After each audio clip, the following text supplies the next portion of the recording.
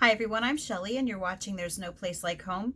The other day when I was talking about living books, I realized something as I was speaking. Although I made this huge series on homeschooling with living books and I went into specifics about how to do each major subject, I never talked about how to homeschool art and music with living books because believe it or not, it can be done. So I'm going to talk to you about that today.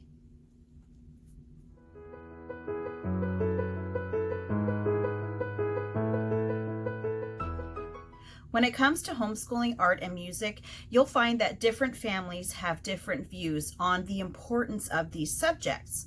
Some families are perfectly happy to just touch on them and to get them covered in order to follow those homeschool laws, and their kids are fine with that as well.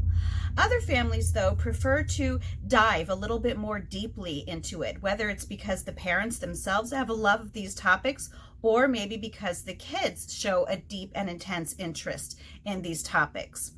So, two ways that families will typically dive deeper into these two topics are through maybe taking professional classes for art and music, which a few of my kids have taken art classes, and a lot of times people will actually purchase an art or music curriculum in order to cover these areas. There's no denying that there are some really good art and music curriculums out there, especially those that you can find that were created by homeschoolers. And I will leave some links in the description box to some other homeschoolers I know who have created great courses in these areas just for you to take a browse through.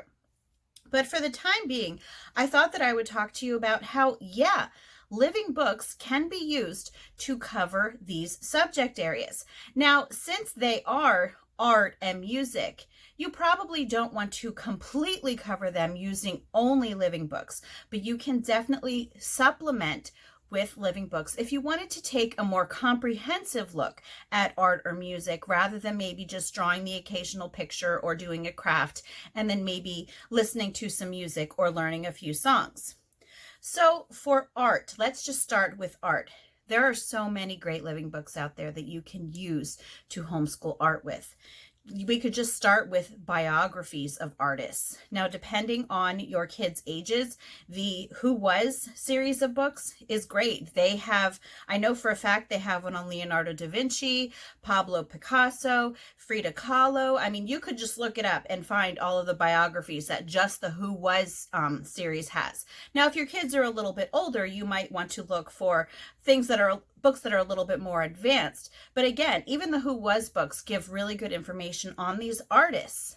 And besides just reading about the artists themselves, you could get living books out. Now remember, living books can be those nonfiction trade books that you find at the library. You can use those sorts of books to homeschool art too. There is a fantastic art book that I used to use from the library before we moved here, and I wish I could remember the name of it right now. I didn't write it down. It's like not on the top of my head. I'm going to look it up and leave a link in the description box to it though, because there are so many great books out there that you can use to homeschool art that might be comprehensive, but also give you lots of ideas on how to give your kids hands-on activities. And that's what this book that I'm thinking of and can't remember the name of did. It would go through different artists. It would give you a little background history on them, and then they would give you between 1 and 3 projects to do with your kids, and they would give you step-by-step instructions complete with a list of supplies that you need, and that your kids could do them in each artist style that they are studying. So you really don't need to, kind of turn to that textbook method even when it comes to these if you want to do a more comprehensive look. And you don't also need to keep it shallow. You can dive deeply, and you can do this in a way that is still fun and interesting for your kids, because living books really are more interesting, let's face it. Besides that, in the art section of your library, your library is bound to have lots of books that show the actual original pieces of each artist. And my kids used to use these all the time when we were studying different artists. For example, we studied Leonardo da Vinci for a while. And not only were we able to get books out that showed beautiful color photographs of his actual paintings and designs. But we also were able to get a book out from that same art section in the library, and it was like a replica of his journal. Leonardo da Vinci is famous for his journal because he wasn't just an artist. He was people call him a Renaissance man, and that is because he knew so much. He had so many designs that we see nowadays, and we look back and we were like, wow, he really knew what he was doing. And so that's actually one way that I've encouraged my kids to do notebooking, because I said, hey, you know what? Leonardo da Vinci did notebooking in his journal. But yeah, we were able to get an actual replica of his journal, and we were able to page through it and see everything in it. What better way can you look at an artist's life than through his actual writing, through his own actual journal?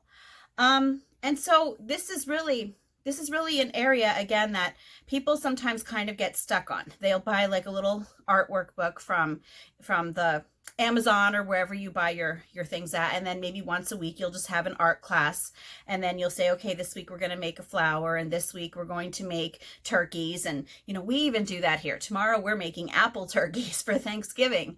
But sometimes, again, not every family is happy with just touching on those subject areas. They really want to dive more deeply into that. And don't forget about living books when it comes to that. You could even go through the art movements, and you could study art movements simply by reading biographies. And then as you read each biography, you could study that particular artist's works. You could have them copy, or you could have your kids try to copy the works of those artists. And what's interesting is that hundreds of years ago, I think it was in Leonardo da Vinci's time, I'm not quite sure, I could be wrong, but when they actually had their own apprentices when it came to art, that's what they would do. They would have their apprentices try to recreate the works of the masters. And so that is something that you could encourage your kids to do. Read a little bit about them, study their works, and see if they can either, if not recreate one of their pieces, but maybe try to create something of their own, but in that particular style. And there are so many different art movements. There's classic, and there's Baroque, and there's Impressionist, and there's abstract, and it just goes pointillism. It just goes on and on and on. And so that is, and what I have to add, I almost forgot. This is also a great way to cover history. You could combine art and history, or even music and history, because as you are reading about these individual artists or musicians or composers, you are also covering history as well. And you could also dig in a little bit to what life was like in the period that they lived in. So the same thing goes now for music. You can read musician or composer biographies. Same thing goes with the Who Was books. They have them on Mozart. They have them on Beethoven. I'm not sure if they have one on Bach or not, but again, you could just look it up and you could find out the composers or the musicians that is in that series. And you don't need to just stick to that series. I'm just talking about it because I've used it with my kids and we always enjoyed reading them together.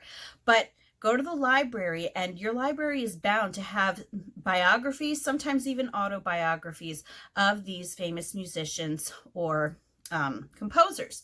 And as your kids are learning or reading about them through these living books, they could listen to their pieces. YouTube, we turn on Mozart very often. When my kids are painting, we find it very relaxing. So we will turn Mozart on YouTube, and we'll just listen to it. So you could have your kids listen to the music of the individual artist, musician, or composer that they are learning about.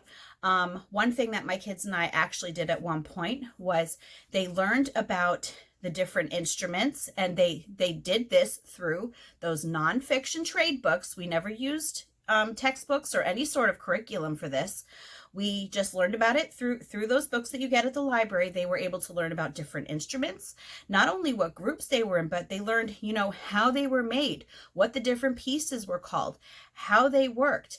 And we also practiced pointing out the different instruments that you hear in each musical piece that you're listening to. Like your child might say, I hear a flute, I hear a cello, I hear a piano.